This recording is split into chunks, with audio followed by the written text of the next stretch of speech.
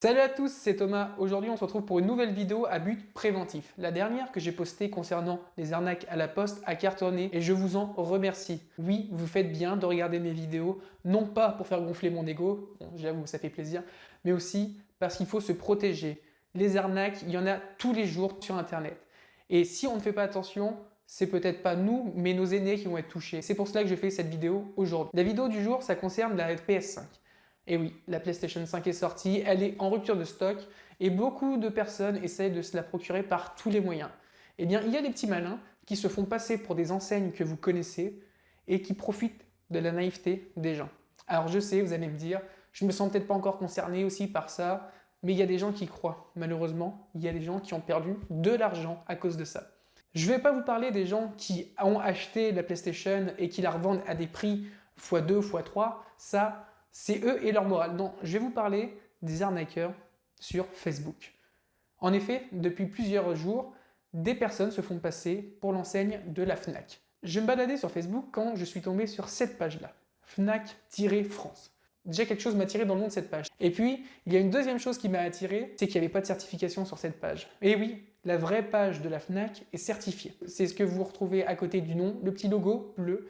Si jamais vous ne voyez pas de logo bleu à côté d'une page officielle, c'est que c'est pas la page officielle. Rien que ça devrait vous mettre la puce à l'oreille. En allant sur cette page, je me suis rendu compte qu'ils proposaient un concours pour gagner une PS5.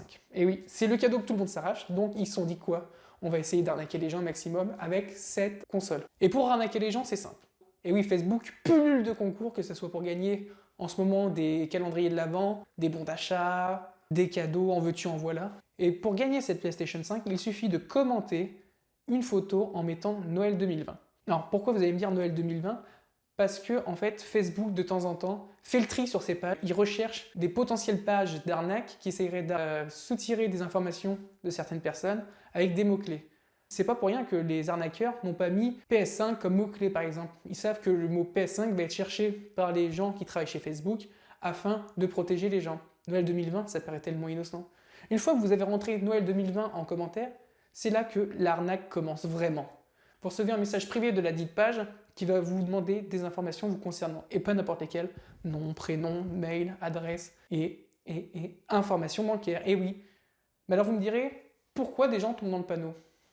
Je sais pas. Mais beaucoup de personnes ont déjà donné leurs coordonnées bancaires. Je vous le rappelle, pour un jeu concours, vous n'avez pas à donner vos coordonnées bancaires. Ça paraît simple pour certains, mais pour d'autres, non. Les arnaqueurs, des fois, profitent de la naïveté des gens, et quand la naïveté n'est pas suffisante, et qu'ils se rendent compte que certaines personnes sont sceptiques et posent des questions, ils vont toujours avoir des arguments pour vous dire « oui, mais c'est juste une sécurité » ou alors « on ne prend rien sur la carte, c'est une garantie ». Une fois les coordonnées bancaires données, bah, c'est la fête au village.